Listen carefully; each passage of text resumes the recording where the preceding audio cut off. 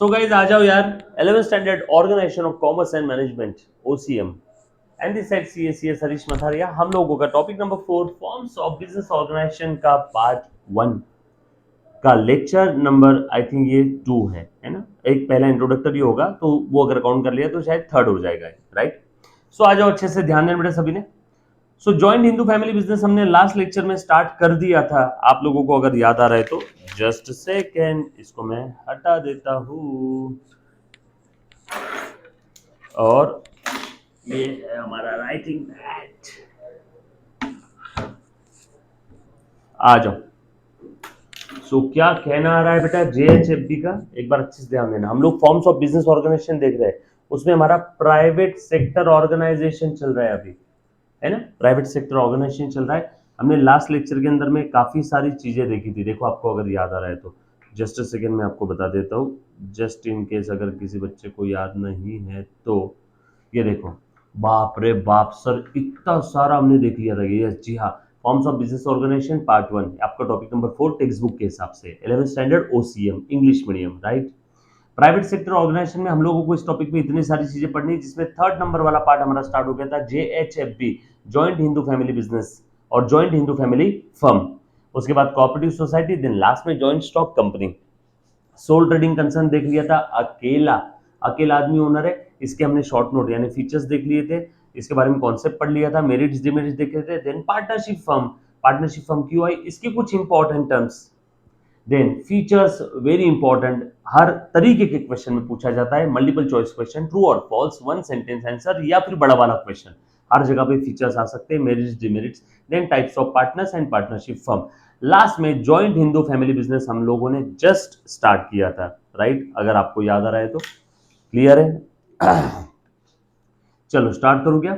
Basically joint Hindu family business और joint Hindu family firm ये क्या है, these are the forms of business organisation, है ना। मैं प्यार से बोल सकता हूँ कि देखो वर्ल्ड वाइड फेमस है, इंडिया के अंदर में भी है। बेसिकली ये एक यूनिक फॉर्म ऑफ बिजनेस है which has been originated in India. यो फक्र की बात है बेटा, ये सबसे पहले स्टार्ट हुआ था या ओरिजिन इसका कहां पे है, इंडिया में है। जॉइंट हिंदू फैमिली बिजनेस का ओरिजिन कहां पे, इंडिया में। And currently it exist in India only. Exam में इसके ऊपर सवाल आ सकता है, ओरिजिनेटेड लिख लो नोट्स के अंदर डायरी में, इन इंडिया एंड अभी हाल फिलहाल में ये सिर्फ इंडिया में ही चलता है, इन इंडिया ओनली। दो काम के पॉइंट मैंने लिखवा करके दिए बेटा। इसी को प्यार से हम लोग HUF भी कहते हैं, Hindu undivided family, Hindu undivided family, या प्यार से joint Hindu undivided family business, Hindu undivided family business या फिर joint Hindu undivided family business, जो कहना है कह लो। शाम तेरे कितने नाम, यस और नो, पक्की बात, डन। अब देखो क्या होता है, ये अच्छे से ध्यान देना, रुको ऐसे नहीं, यही बताता हूं। बेसिकली इसका मतलब क्या है, प्लीज ध्यान देना बेटा, अच्छे से ध्यान दे दो। ये बेसिकली एक फैमिली है, basically it is a family. मैं यहीं पे लिखता हूं साइड में, बेसिकली इज अ फैमिली, लिखो मेरे साथ साथ, basically is a family which consist, अच्छे से ध्यान देना, all persons lineally descendant from ancestor, बरोबर है, lineally descendant from ancestor, ancestor यानी हमारे पूर्वज, ठीक है। मेरे एंसेस्टर मेरे पापा, उनके एंसेस्टर उनके पापा, उनके एंसेस्टर उनके पापा, ये सब। And includes wives and unmarried daughter,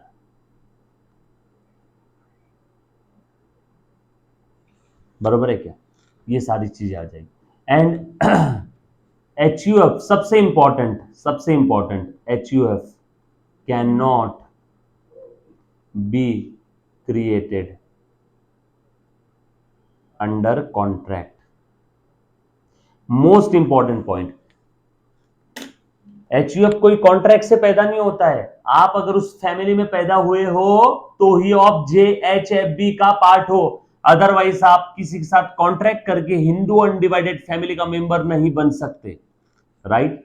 and it exist in India only. इसके लिए हिंदू सक्सेशन एक्ट है 1956। इसके लिए क्या है बेटा, हिंदू सक्सेशन एक्ट है 1956। यस और नो? चल आ जाओ, अब इसके कुछ फीचर्स आपको बताता हूं। अच्छा, हिंदू लॉ इसको गवर्न करता है एंड बेसिकली हिंदू लॉ के ऊपर दो स्कूल ऑफ थॉट है, दो विचारधाराएं है, दो ग्रुप है, एक है मिताक्षरा और दूसरा दयाभागा। इसके बारे में मैंने आपको कल बताया था। दो स्कूल ऑफ थॉट है, इनका क्या क्या कहना है कल मैंने ऑलरेडी डिस्कस किया था। आ जाओ, अब इसके कुछ फीचर्स बताता हूं। सबसे पहला फीचर, अच्छा वेरी इंपॉर्टेंट है, एग्जाम में इसके ऊपर थ्योरी क्वेश्चन आ सकता है। It exist in India only and guided by Hindu succession act 1956। अभी 2 मिनट पहले बताया था बेटा। उसके बाद फॉर्मेशन इसका कैसे हुआ है, अंडर हिंदू लॉ। इसका फॉर्मेशन कहां पे हुआ है, अंडर हिंदू लॉ, बरोबर है। And every member become the member by birth and not by agreement. Hindu undivided family का मेंबर बनना है तो आपको उस फैमिली में पैदा होना पड़ेगा, आप किसी एग्रीमेंट या कॉन्ट्रैक्ट के थ्रू इसमें एंटर नहीं कर सकते, बरोबर है, very important. One can become member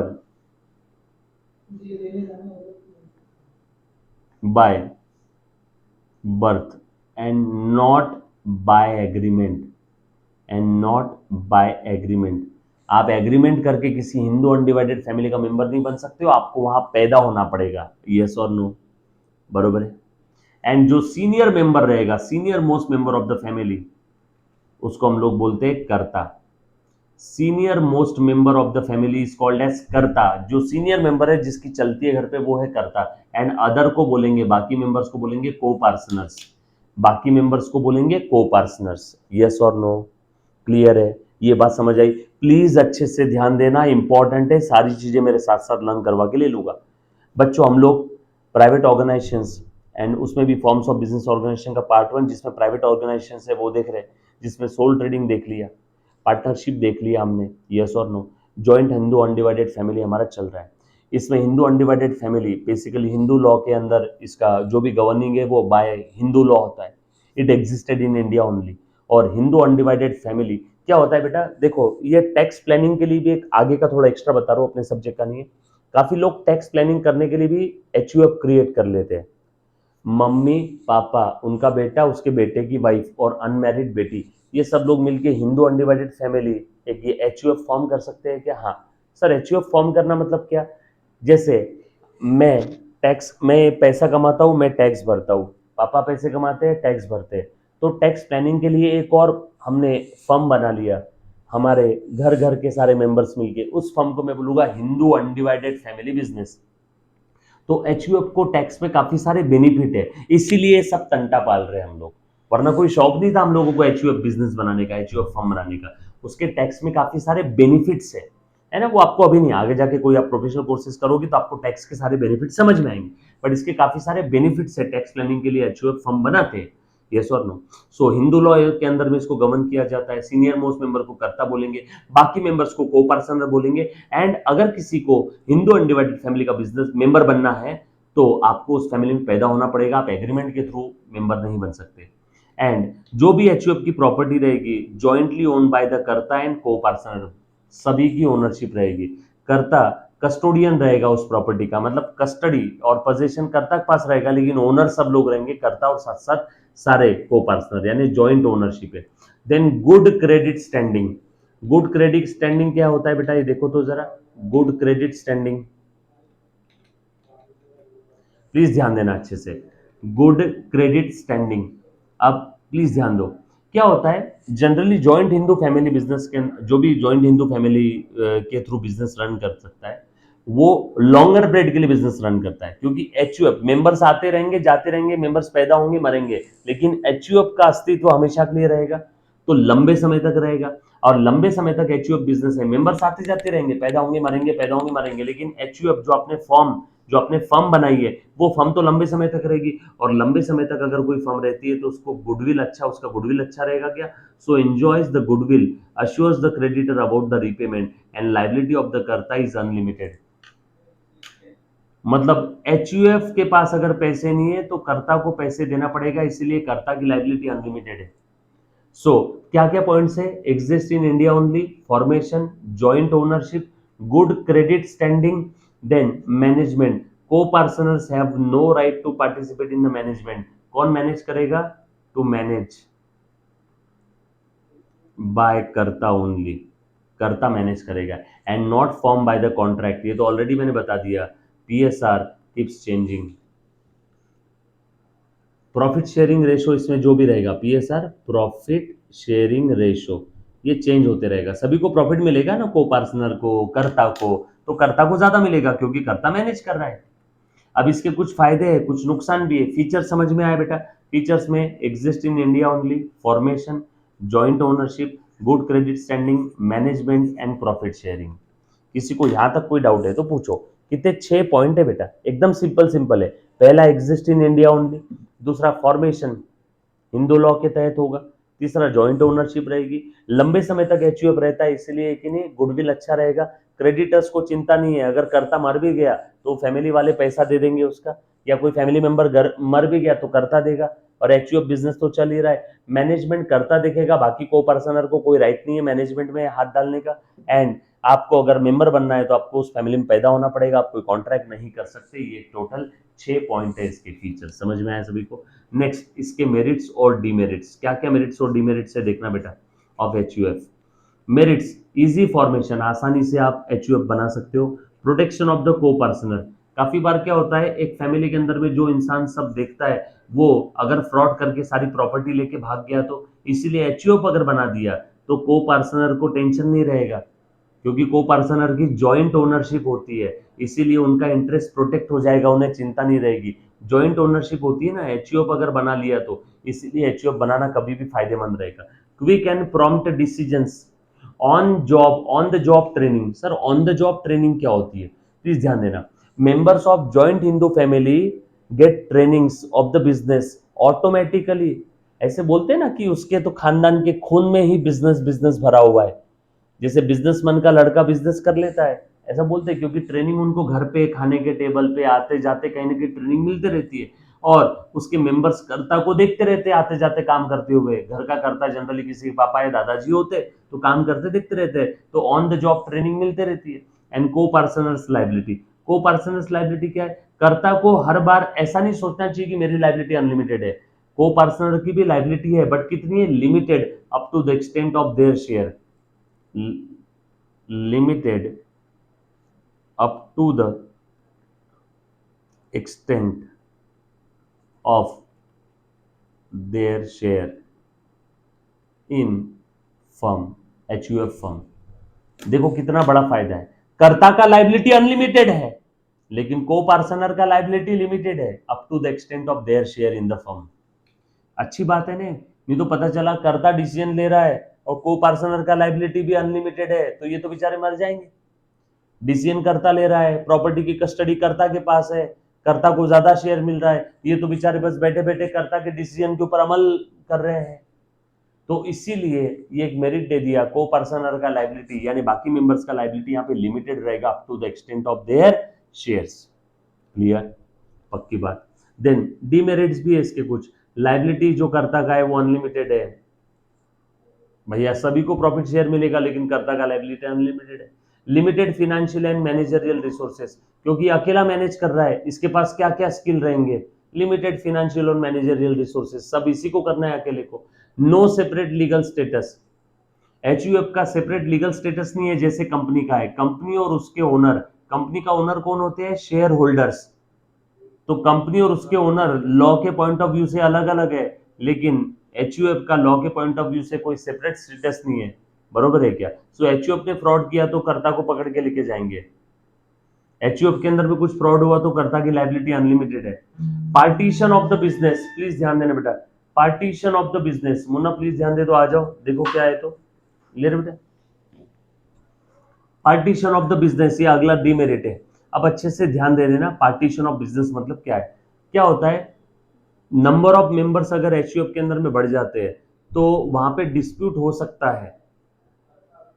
if number of members increase, तो वहां पे डिस्प्यूट के चांसेस रहते हैं, तो वहां पे बिजनेस का पार्टीशन, यानी बिजनेस में एक क्या बोलते हैं हम लोग, फूट गिर सकती है, बिजनेस आपका डिमर्ज हो सकता है, बट सकता है, बंटवारा हो सकता है, नंबर ऑफ मेंबर्स बढ़ जाते हैं इस कारण, ये भी एक बहुत बड़ा डिमेरिट है। And no direct relation between the efforts and rewards.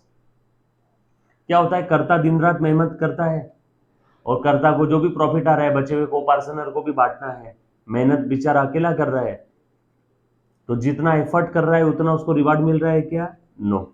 ये बात समझ आई सभी को। सो मेरिट्स और डीमेरिट्स के ऊपर सेपरेट क्वेश्चन या मल्टीपल चॉइस क्वेश्चन या फिल इन द ब्लैंक्स या मैच द पेयर या वन सेंटेंस या ऑड वन आउट कुछ भी आ सकता है।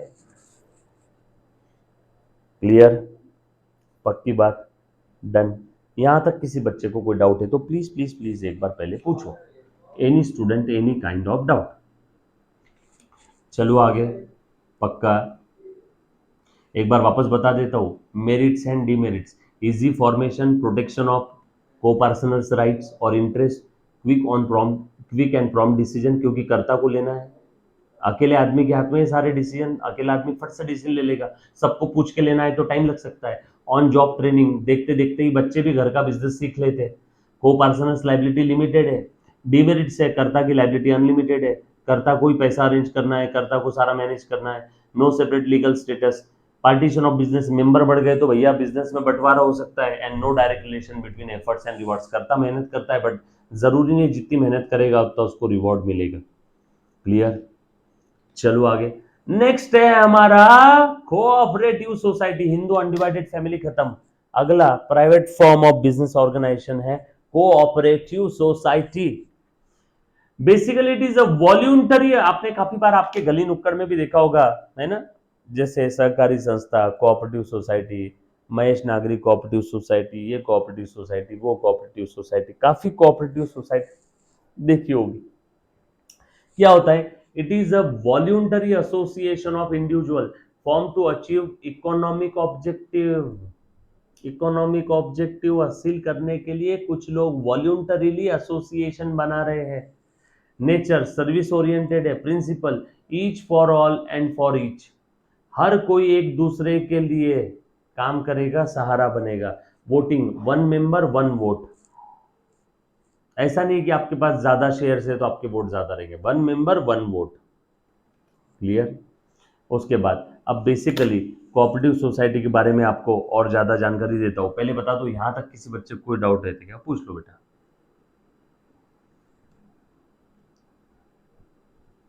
सबसे बेस्ट एग्जांपल दे रहा हूं कोऑपरेटिव सोसाइटी का, ध्यान देना। क्या होता है, आज के करीब करीब 65-70 साल पहले काफी जो फार्मर्स लोग थे, गरीब फार्मर्स लोग थे, वो दिन रात काम करते थे, है ना, उनके पास गाय भैंसे होती थी, उसका दूध निकालते थे और लोकल ट्रेडर को बहुत सस्ते में वो माल बेच देते थे, गाय भैंसों का दूध आ रहा है तो दूध बेच देते थे, और लोकल ट्रेडर जो दलाल लोग थे, कमीशन एजेंट थे, वो फार्मर से सस्ते में माल लेके महंगे में मार्केट में, लोकल मार्केट में सेल करते थे। फार्मर ने माल निकाला, दूध निकाला, उनके पास स्टोरेज के लिए जगह नहीं थी तो उनको कमीशन एजेंट को सस्ते में बेचना पड़ता था। वो मूवी आई थी ना कुछ समय पहले, अंतिम, या फिर अपना मुर्शी पैटर्न, उसके अंदर में भी दिखाया हुआ है, फार्मर अपना माल सस्ते में बेचते थे। तो क्या हुआ, उस समय उस फार्मर लोगों ने एक एसोसिएशन बना लिया, है ना, एसोसिएशन बना लिया, और एसोसिएशन बनाने के बाद अपना माल उस एसोसिएशन को बेचते थे और वो एसोसिएशन आगे मार्केट में बेचता था। आपने नाम सुना होगा Amul, the taste of India, best example है कोऑपरेटिव सोसाइटी का। अमूल कोऑपरेटिव, क्या नाम था उसका, Amul cooperative was created by the doctor Verghese Kurien, है ना, डॉक्टर वर्गीस कुरियन, वो is also known as father of white revolution of India. काफी बार आपने एड में भी देखा होगा, व्हाइट रिवॉल्यूशन, व्हाइट दूध का कलर है ना, व्हाइट रिवॉल्यूशन इन इंडिया किसने किया? Doctor Verghese Kurien. Amul placed India at the top of milk producing nation. जितने भी नेशंस मिल्क प्रोड्यूस करते हैं उसके अंदर में अमूल का जो योगदान है इंडिया को टॉप पे ले जाने का, वो बहुत बड़ा योगदान है। Amul basically was founded in 1946 इन आनंद, गुजरात। बरोबर है क्या? क्यों आया ये फार्मर्स लोगों का जो एक्सप्लॉयटेशन होता था, पीड़नोक होती थी इन फार्मर्स लोगों की, है ना। फार्मर, इंडिया के फार्मर्स आज अन्नदाता है हमारे, उनकी काफी एक्सप्लॉयटेशन होती थी। कमीशन एजेंट सस्ते में माल लेकर के महंगे में बेचते थे। फार्मर्स लोगों की इस एक्सप्लॉयटेशन को बचाने के लिए आनंद नगर, गुजरात के अंदर में 1946 में इन डॉक्टर साहब ने, जो कि व्हाइट रिवॉल्यूशन इंडिया में लेकर के आए थे, इन्होंने अमूल को पैदा किया। Amul was founded in 1946 Amul cooperative society के नाम से, अमूल कोऑपरेटिव सोसाइटी के नाम से। यस और नो?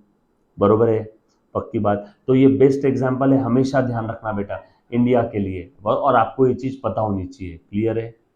डन? यहां तक किसी बच्चे को कोई डाउट है?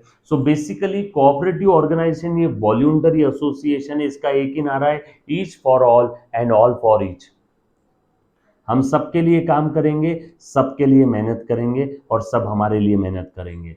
और इस कोऑपरेटिव के अंदर में जो भी मेंबर्स रहेंगे, तो फार्मर लोग मेंबर्स थे इसके अंदर में, हर एक फार्मर, हर एक मेंबर के पास एक वोट था, हर एक मेंबर्स के पास एक वोट था। यस और नो? सो इसके कुछ फीचर्स है, बता देता हूं, अच्छे से ध्यान देना बेटा। फीचर्स ऑफ कोऑपरेटिव सोसाइटी, बरोबर है? फीचर्स ऑफ कोऑपरेटिव सोसाइटी, अच्छे से ध्यान दो। आ जाओ।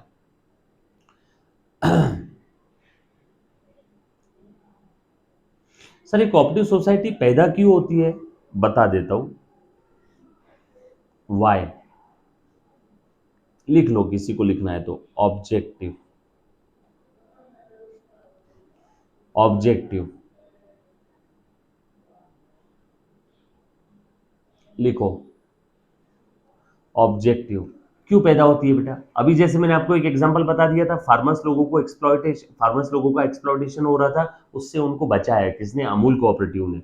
डन? तो क्यों पैदा करते हैं इसको? For the promotion, for the promotion of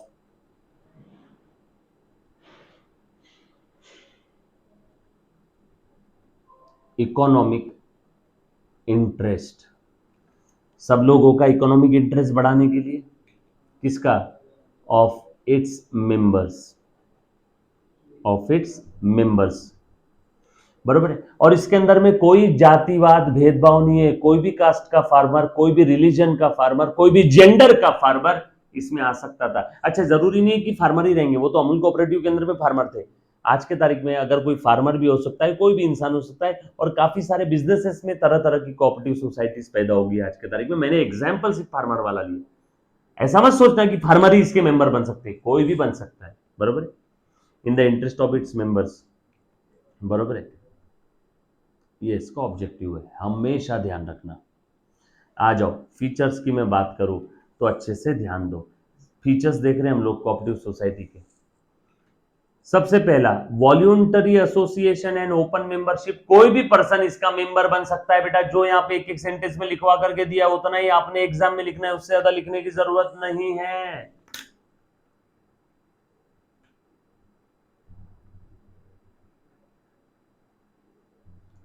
कहा गया? हाँ,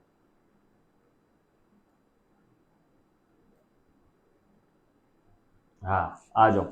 voluntary association and open membership, any person can become a member, no discrimination. कोई भी रिलीजन, कोई भी जाति का भेदभाव, कोई भी जेंडर का रहेगा, कोई भी जेंडर का रहेगा, कोई भी पर्सन इसका मेंबर बन सकता है।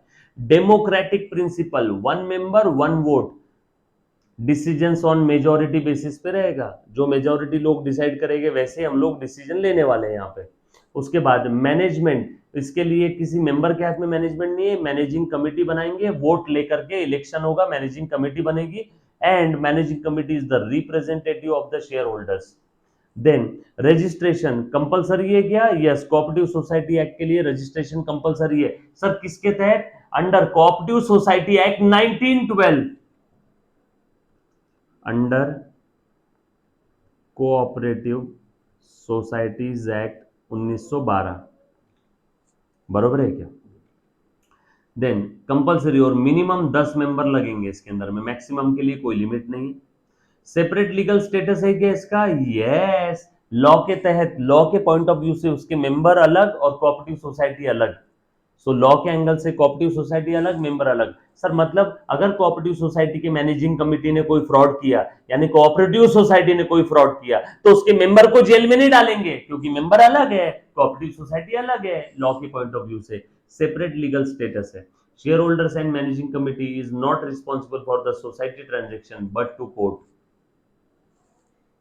And limited liability up to unpaid value of the share. अब एक मेंबर है, उसके पास में एक 10 रुपए का शेयर है, उसने 9 रुपए पे कर दिया है, 1 रुपया अभी भी अनपेड अमाउंट है, और वो सोसाइटी अगर इंसॉल्वेंट हो जाती है तो उस मेंबर को पूरे 10 रुपए या फिर जितनी उसकी लाइबिलिटी है सोसाइटी की वो देने की जरूरत नहीं, बस वो अनपेड अमाउंट ही देगा।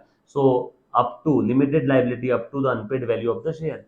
मान लो एक कोऑपरेटिव सोसाइटी के ऊपर लाइबिलिटी आ गई 10 करोड़ की, और मैं उस सोसाइटी का मेंबर हूं, अब मेरे से लेंगे क्या 10 करोड़ रुपए? नो, मैं बोलूंगा रुको, मुझे कोई लेन देन नहीं है, तुम्हारी लाइबिलिटी 10 करोड़ है, 100 करोड़ है, मेरे पास उस कोऑपरेटिव सोसाइटी का शेयर है, और मेरी वो शेयर की अनपेड अमाउंट 1 रुपीज है, ये लो 1 रुपीज, जाओ घर पे। तो मुझे पूरे 10 करोड़ देने की जरूरत नहीं, मेरा जितना अनपेड अमाउंट है उस शेयर का उतना ही मुझे देना है। Number of members minimum 10, maximum no limit, that's it इट। ये था बेटा features of cooperative society.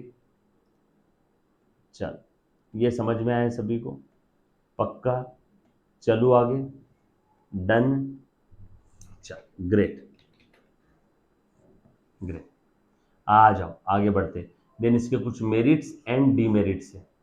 Merits, democratic management सबसे बड़ा फायदा है। हिटलरशाही या फिर तानाशाही नहीं चलेगी, सभी के हाथ में इसका मैनेजमेंट है, सभी के हाथ में इसका मैनेजमेंट है। डेमोक्रेटिक सर कैसे? हर मेंबर वोट कर सकता है ना, one member one vote. Open membership है, कोई भी रिलीजन, जात पात का, कोई भी जेंडर का पर्सन इसका मेंबर बन सकता है। Less operating expense, operating expense कम है। लिमिटेड लाइबिलिटी, टैक्स में कंसेशन है। And self financing and charity, अपने मेंबर से ही पैसा लेंगे और चैरिटी करना है तो कर सकते हैं। सेल्फ फाइनेंसिंग एंड चैरिटी इसके अंदर में है क्या? यस, किसी को डोनेट करना है, चैरिटी के लिए देना है तो हो सकता है। और सब लोग मिलकर डिसाइड करेंगे, मेजोरिटी बेसिस पे डिसाइड होता है। डीमेरिट क्या है? अब लिमिटेड मेंबर्स रहते हैं जनरली सोसाइटी के अंदर में, तो लिमिटेड कैपिटल इकट्ठा होता है। इनएफिशिएंट मैनेजमेंट रहता है, क्योंकि सबसे ज्यादा फ्रॉड कोऑपरेटिव सोसाइटी में होते हैं। कुछ लोग मिल करके कोऑपरेटिव सोसाइटी बनाते हैं, आपस में ही पैसा एक दूसरे को उधार दे देते हैं, तो वहां पे मैनेजमेंट भी ठीक नहीं होता है, फ्रॉड होने के चांसेस सबसे ज्यादा कोऑपरेटिव सोसाइटी में होते हैं। बैंकों में फ्रॉड नहीं होते, कोऑपरेटिव सोसाइटी में फ्रॉड होते हैं generally. Lack of public confidence, इसीलिए पब्लिक जनरली कोऑपरेटिव सोसाइटी में अपना पैसा डिपॉजिट करके नहीं रखती है। Limited scope for expansion and lack of motivation, ये कुछ इसके डिमेरिट्स है, ये ध्यान रखना बेटा आपने हमेशा। क्लियर? एग्जाम में क्वेश्चन आ सकता है। देन उसके बाद में last, types of cooperative society. बोलो बेटा। टाइप्स ऑफ कोऑपरेटिव सोसाइटी में कंज्यूमर कोऑपरेटिव सोसाइटी, अच्छे से ध्यान देना। सर क्या होता है कंज्यूमर कोऑपरेटिव सोसाइटी? बोलो। To protect the lower and middle class people from exploitation, ये कंज्यूमर कोऑपरेटिव सोसाइटी है। जैसे कि प्लीज ध्यान देना, इसके कुछ एग्जाम्पल दे रहा हूं, अपना बाजार, बिग बाजार, सुपर बाजार, बरोबर है क्या? डेली नीड्स के आइटम्स लेने के लिए, डेली नीड्स के आइटम लेने के लिए हम लोग ऐसी जगह जाते हैं रीजनेबल प्राइसेस के अंदर में, काफी कम रेट में हमें मिल जाता है, सुपर बाजार, अपना बाजार, बरोबर है। फॉर्म्ड बाय, लिखो मेरे साथ साथ, consumer, formed by consumer to obtain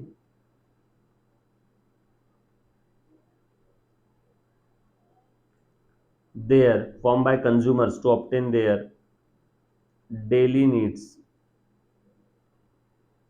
items। आगे, वो भी कैसे? Eight reasonable price. Example, super बाजार, अपना बाजार, एक्सेट्रा। देन प्रोड्यूसर्स कोऑपरेटिव, इसमें इंडस्ट्रियल सर्विस कोऑपरेटिव और मैन्युफैक्चरिंग कोऑपरेटिव और दो टाइप के। प्रोड्यूसर्स कोऑपरेटिव में कौन आता है बेटा, बोलो। प्रोड्यूसर्स में कौन आएगा, farmer is an example of producer, farmer is an example of producer. So basically क्या होता है, producers cooperative societies are the voluntary association of small producers वो join hands to face the competition and increase the production. इसमें बेसिकली दो type की society है, एक इंडस्ट्रियल और एक मैन्युफैक्चरिंग।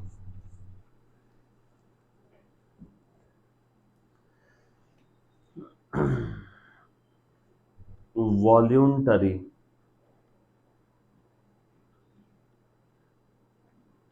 एसोसिएशन ऑफ प्रोड्यूसर्स वो जॉइन हैंड्स, जो साथ में आकर के कोऑपरेटिव सोसाइटी क्रिएट कर ली to face competition and increase production. बरोबर है क्या, दो टाइप है इसके अंदर में, इंडस्ट्रियल एंड मैन्युफैक्चरिंग कोऑपरेटिव्स। बस इतना ध्यान रख लेना, उससे ज्यादा ध्यान रखने की जरूरत नहीं। एक बच्चे ने पूछा सर टैक्स पे कंसेशन कैसे है। अभी चिंता मत करो, 11th स्टैंडर्ड में जब आप आगे जाके प्रोफेशनल कोर्सेज में ज्वाइन करोगे तो आपको डिटेल में समझ में आएगा, बट फिर भी एक बच्चे ने सवाल पूछा इसलिए बता देता हूं।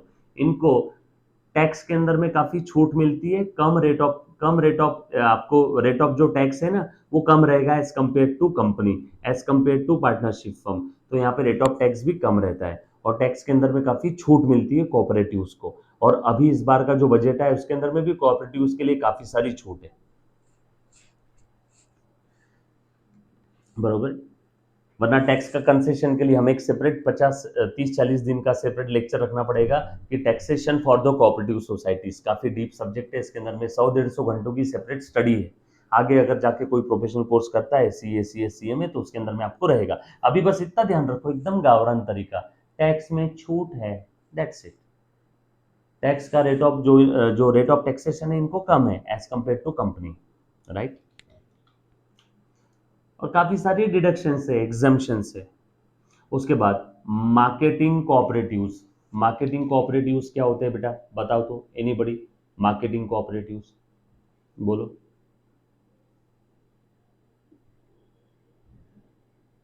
बहुत आसान है, देखो मुंशी पैटर्न पिक्चर के अंदर में हमने एक चीज देखी थी, ये क्या है बेटा प्लीज ध्यान देना, ये group of, it is a group of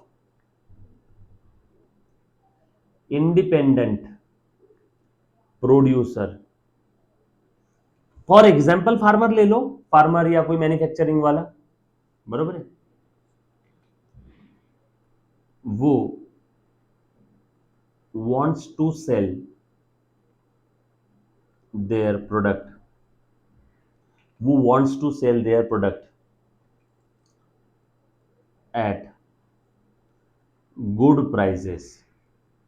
तो इन्होंने अपना एक ग्रुप बना लिया, समझ में आया क्या, जैसे कि नहीं सलून वालों का भी एसोसिएशन होता है, फार्मास्यूटिकल एसोसिएशन होता है, टीचर्स लोगों का एसोसिएशन होता है कि भैया कोई भी टीचर इससे कम प्राइसेस पे मार्केट में नहीं पढ़ाएगा।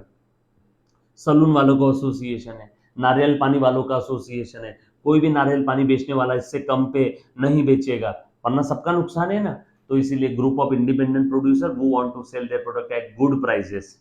उसके बाद है कोऑपरेटिव फार्मिंग सोसाइटी, ये एसोसिएशन ऑफ स्मॉल फार्मर है, association of, it is an association of small farmers, जो छोटे मोटे खेती करने वाले लोग हैं, स्मॉल फार्मर्स। जो क्या करते हैं बेटा, जो क्या करते हैं, सब लोग अपना अपना माल एक जगह लेके आ जाते हैं और फिर लार्ज स्केल पे, या फिर वो लोग क्या करते हैं बेटा, obtain the benefits of economies, सब लोग अपना माल एक जगह पे लेके आ जाएंगे, फिर सब लोग मिलके बेचेंगे। या फिर खेती करना है तो खेती करने के लिए काफी बार हम लोगों को खत खरीदना पड़ता है, वो है ना वो झाड़ों के अंदर जो डालते हैं, केमिकल्स खरीदने पड़ते हैं, तो सब लोग मिल के परचेस करेंगे। अकेला फार्मर जाएगा तो बार्गेनिंग नहीं कर पाएगा, सब लोग मिल के खरीदेंगे, सब लोग मिल के माल निकालेंगे, सब लोग मिल के एक अपना माल एक जगह लेके आएंगे गोडाउन में और मिल के सेल करेंगे। बरोबर है क्या? To benefits, to benefit, to to take benefits of economies. Benefits of economies का मतलब होता है मैं अकेला जाकर के 2 किलो केमिकल या 2 किलो खत खरीदूंगा, उससे अच्छा मैंने 50 फार्मर को एक साथ लेके आया और 100 किलो खत खरीदने गया, तो मैं सामने वाले से बार्गेनिंग कर पाऊंगा कि नहीं? ये है benefit of economies. Come quantity में लेंगे तो सामने वाला सेलर बार्गेन नहीं करेगा, निकाल देगा, चल निकल यहाँ से, कम क्वांटिटी में चाहिए, मैं नहीं दे रहा हूँ सस्ते रेट में। 100 लोग एक साथ गए, अब बोल भैया क्या रेट देगा, घर पहुंच दे, फ्री डिलीवरी दे, अच्छे क्वांटिटी का अच्छे क्वालिटी का माल दे। यस और नो? इसे कहते हैं बेनिफिट ऑफ इकोनॉमीज। इसीलिए स्मॉल फार्मर साथ में आकर के कोऑपरेटिव फार्मिंग सोसाइटीज बना रहे हैं। देन हाउसिंग कोऑपरेटिव्स, जैसे मैं जो सोसाइटी में रहता हूँ वो नैन्सी ब्रह्मा कोऑपरेटिव सोसाइटी है। काफी आपने हाउसिंग सोसाइटी देखी होगी ना, Nancy Brahma cooperative society, Dhanlaxmi housing cooperative societies. बड़े बड़े शहरों के अंदर में जो फ्लैट सिस्टम है, सोसाइटी बना लेते हैं कोऑपरेटिव सोसाइटीज। तो हाउसिंग कोऑपरेटिव सोसाइटीज में क्या है बेटा, लो और मिडिल इनकम ग्रुप वाले पीपल एक एरिया में रहते हैं, वो खुद का घर बनाने से अच्छा सब लोग मिल करके एक बिल्डिंग बनवा लेते हैं, है ना? ये 10 लोग अपना खुद का घर बनाएंगे अलग अलग जगह पे, इससे अच्छा एक जगह इन 10 लोगों ने मिलकर के लेकर एक बड़ी बिल्डिंग बना लिया और सबने अपने फ्लैट यहाँ पे बना लिए, और इससे क्या बना लिया, हाउसिंग कोऑपरेटिव सोसाइटी। और इसके भी कमेटी बना ली, ये चेयरमैन है, ये सेक्रेटरी है, ये मैनेज करेंगे और सब लोग मंथली मेंटेनेंस देंगे।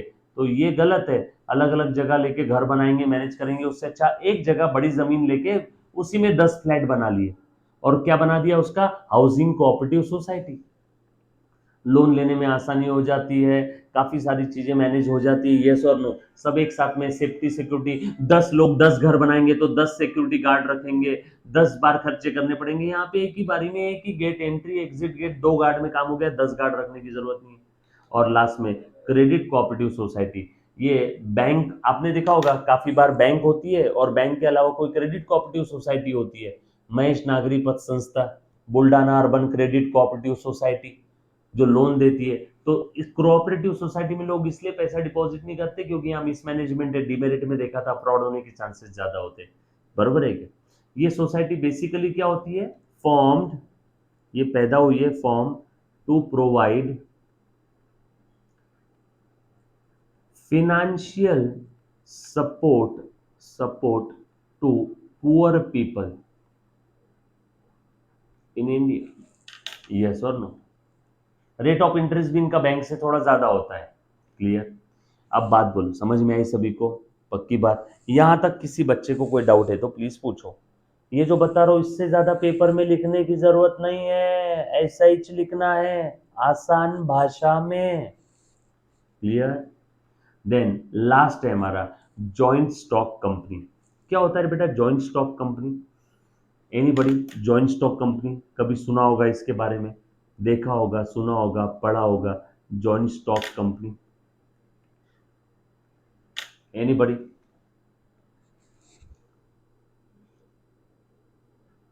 आज से कई सालों पहले रिलायंस इंडस्ट्रीज लिमिटेड के बारे में सुना होगा, टाटा स्टील के बारे में सुना होगा। काफी सारी बड़ी बड़ी कंपनियां पैदा हो गई है, उसके अंदर डायरेक्टर्स बनते हैं, बोर्ड ऑफ डायरेक्टर्स है जो बिजनेस को मैनेज कर रहे हैं। कंपनियों के नाम सुने होंगे, TCS, Tata consultancy services, Reliance, Infosys, tech Mahindra. चलो बताता, बेसिकली जॉइंट स्टॉक कंपनी देखो introduce after industrial revolution. Industrial revolution आया था इंडिया में, टाटा स्टील और रिलायंस इंडस्ट्रीज वगैरह जब पैदा हुई थी तब की बात कर रहा हूं मैं। इंट्रोड्यूस ये जॉइंट स्टॉक कंपनी कब आई, after industrial revolution. Industrial revolution आने के बाद काफी सारी कंपनी पैदा हुई है।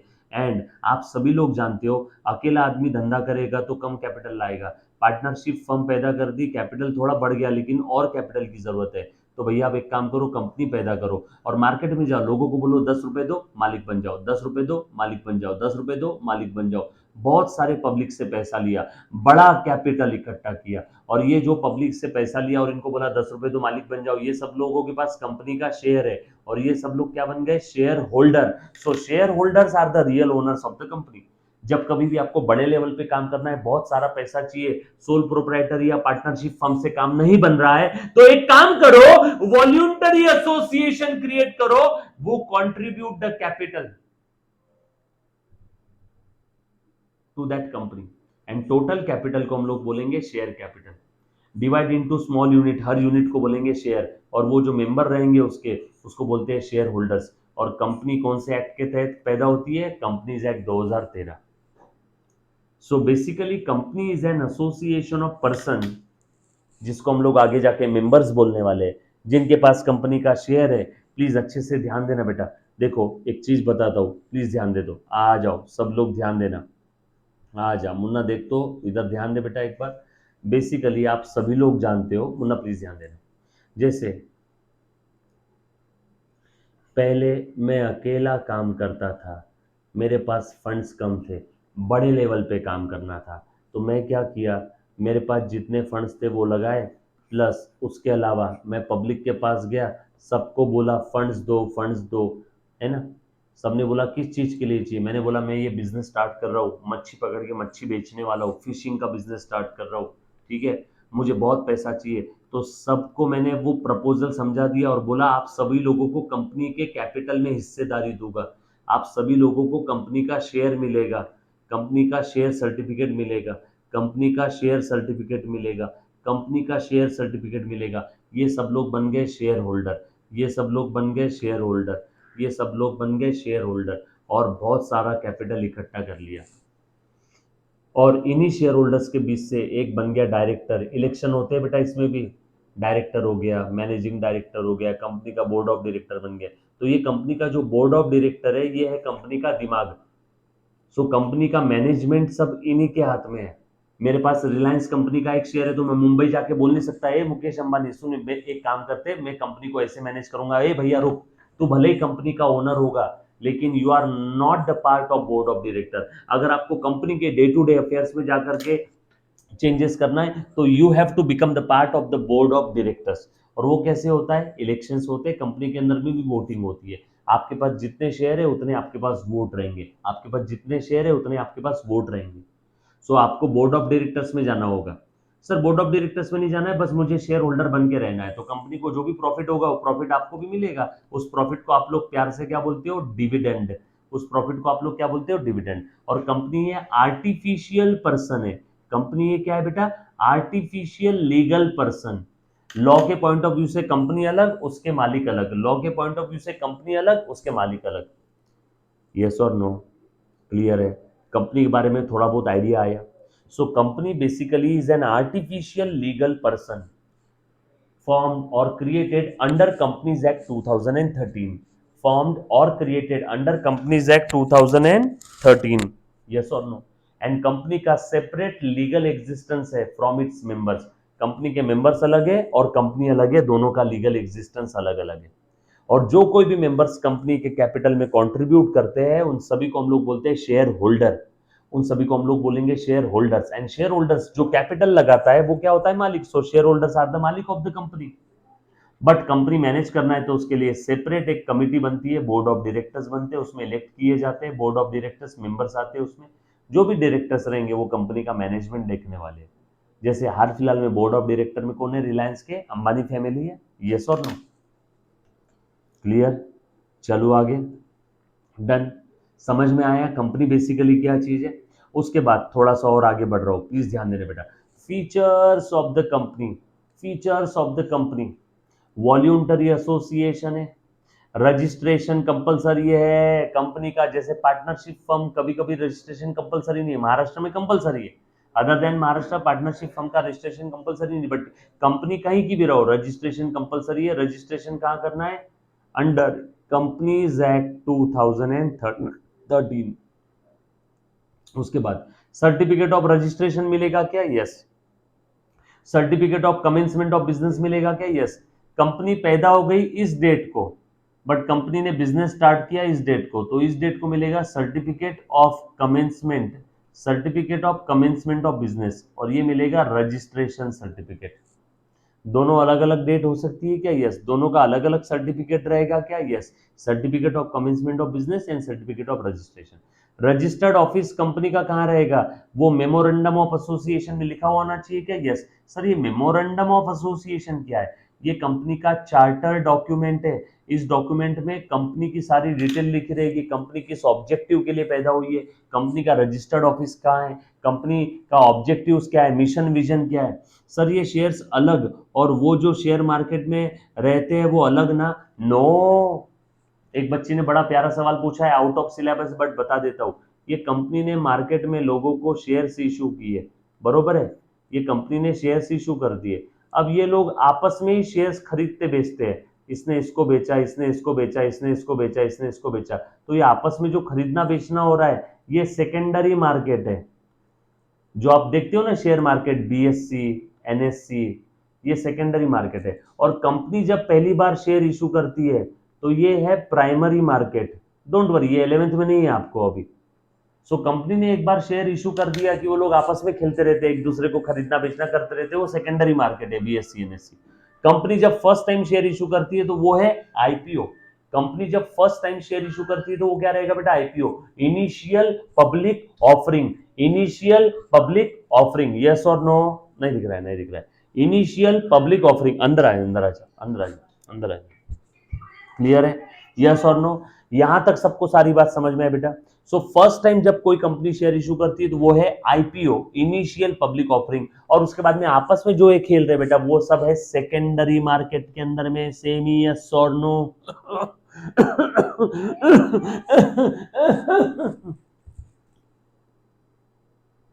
डन? चल ओके। उसके बाद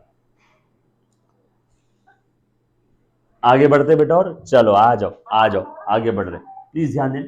देन आर्टिफिशियल लीगल पर्सन है क्या कंपनी? कंपनी हम लोगों की तरह नेचुरली पैदा नहीं होती है बेटा। कंपनी का बर्थ हुआ है अंडर लॉ।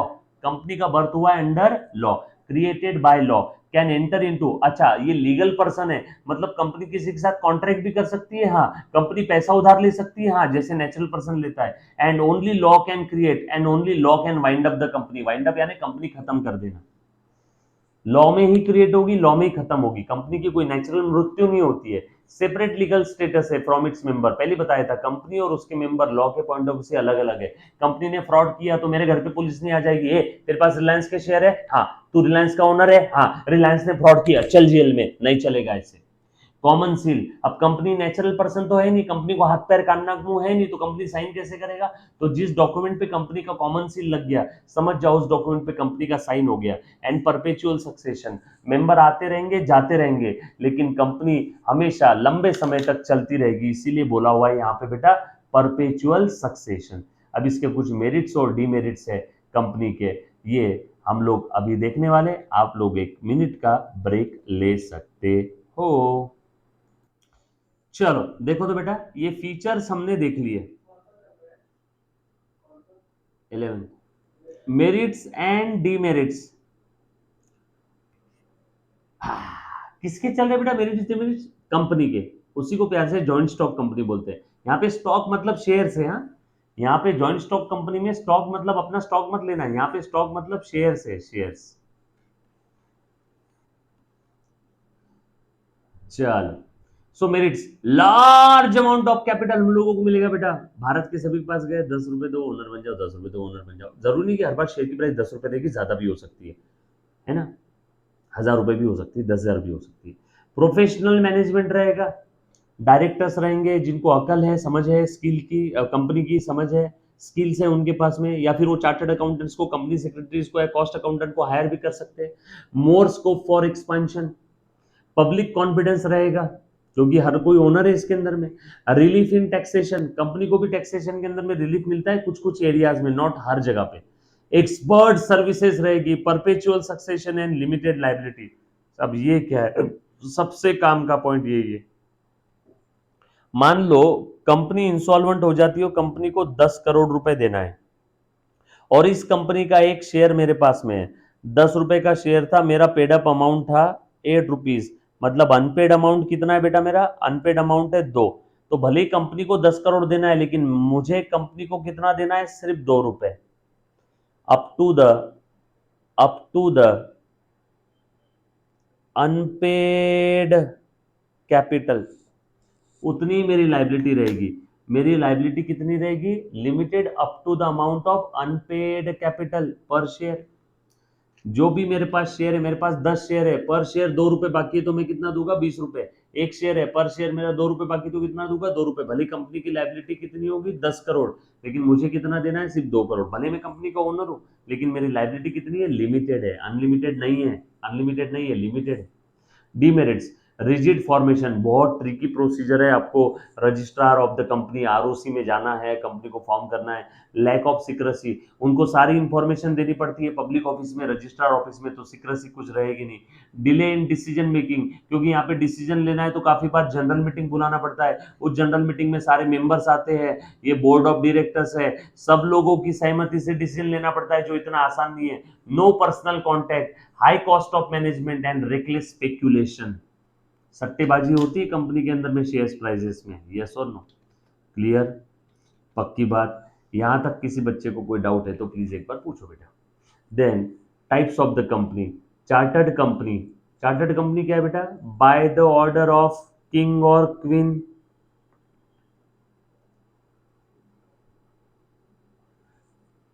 जैसे ईस्ट इंडिया कंपनी पहले पैदा हुई थी। यस और नो? पहले लॉ नहीं था, पहले राजेशाही थी, तो उस समय by the order of king और क्वीन कंपनी पैदा होती थी। देन स्टैट्यूटरी कंपनी,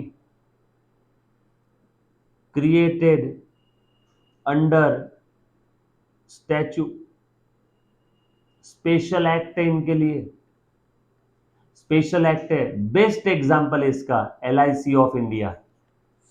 एंड जो आप कंपनी देख रहे हो, रिलायंस, टाटा, टेक महिंद्रा, उसके बाद इंफोसिस, ये सारी रजिस्टर्ड कंपनी है। Reliance, Infosys, Tata, registered company, registered under companies act. इसमें दो टाइप की कंपनी है, unlimited company, limited company.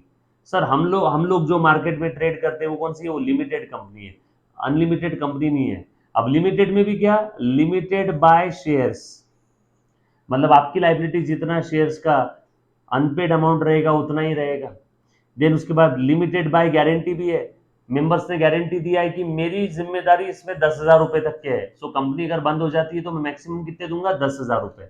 And limited by guarantee, limited by guarantee and shares दोनों भी है, एंड लिमिटेड बाय शेयर्स। और लिमिटेड बाय शेयर्स में दो टाइप की और है, पब्लिक और प्राइवेट। तो सर ये रिलायंस कंपनी, टाटा कंपनी कहां पे आती है? लिमिटेड बाय शेयर्स में भी पब्लिक कंपनी। प्राइवेट कंपनी आपने काफी गली नुक्कड़ पे देखा होगा, है ना? सेल्वस प्राइवेट लिमिटेड, ये प्राइवेट लिमिटेड, वो प्राइवेट लिमिटेड। अब सर पब्लिक और प्राइवेट क्या चीज है? वही तो आगे इसके अंदर में बताया हुआ है, प्राइवेट लिमिटेड और पब्लिक लिमिटेड। ये हमारा लास्ट पॉइंट इस टॉपिक का। Private limited company, private limited के जो शेयर्स है वो इजीली ट्रांसफरेबल नहीं होते हैं। ट्रांसफर होते हैं बट इजीली ट्रांसफर नहीं होते हैं। Restrict the right to transfer it shares. और इसमें मैक्सिमम कितने मेंबर्स रहेंगे बेटा? 200। Prohibits any invitation to the public, public से पैसा नहीं ले सकते। प्राइवेट कंपनी है तुम्हारा तो तुम पब्लिक से पैसा नहीं ले सकते। To subscribe for the shares और debentures of the company, company के शेयर्स और कंपनी के डिबेंचर्स होते हैं। These are the securities of the company. Share holders are the owners of the company, और जिसके पास डिबेंचर्स होते हैं ये क्रेडिटर्स होते हैं कंपनी के। और ये कौन होते हैं? ओनर्स होते हैं। कंपनी पैसा उधार लेती है और एक सर्टिफिकेट देती है, वो डिबेंचर सर्टिफिकेट है। और कंपनी ने लोगों को बोला तुम मालिक बन जाओ, तो उस समय जो सर्टिफिकेट देती है वो शेयर सर्टिफिकेट है। यस और नो? क्लियर? सो अच्छे से ध्यान देना बेटा। फीचर्स इसके क्या है? Minimum 2, maximum 200 member. Minimum paid up capital इसका 1 लाख है। सो अगर प्राइवेट कंपनी आपको पैदा करना है तो मिनिमम पेड अप कैपिटल कितना होना चाहिए? 1 लाख। बट रियल लाइफ में आज के तारीख में मिनिमम पेड अप कैपिटल 0 हो गया। 0, no minimum paid up capital requirement. But आपकी किताबों में दिया हुआ है, इसलिए आप लिखोगे एग्जाम में। रियल लाइफ में आज के तारीख में no minimum paid up capital is required.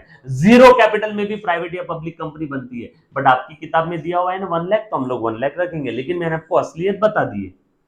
Prohibition on invitation of acceptance और deposit from the public, public से आप पैसा नहीं बुलवा सकते हो। शेयर्स इजीली ट्रांसफर नहीं हो सकते।